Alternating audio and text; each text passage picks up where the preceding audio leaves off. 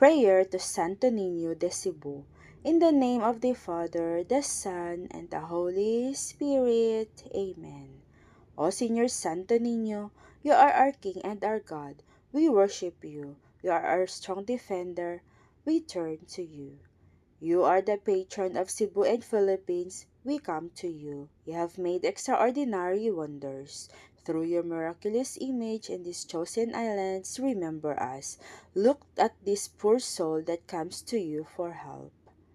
Lead us with your wisdom, discipline us with your truth, console us with your tenderness, protect us with your might. We consecrate today our thoughts to you, only with you shall they be occupied. Our words only of you shall they speak, our sufferings that we may endure them for your sake. We beg you, Señor Santo Niño, illumine our understanding, kindle our will, cleanse our body, sanctify our soul. We wish what you wish, because you wish, as long as you wish.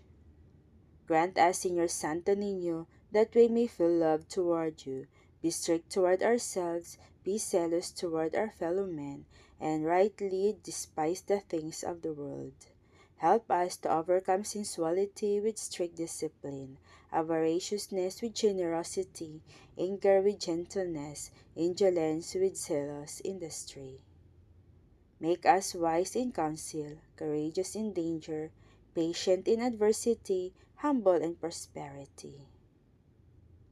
Teach us, dear Santo Niño, how worthless is the world, how sublime is heaven, how brief is time, how long is eternity. Grant us lastly that we may remember you, adore you, and serve you here on earth, that we may be happy with you forever and ever in heaven. Amen. In the name of the Father, the Son, and the Holy Spirit. Amen.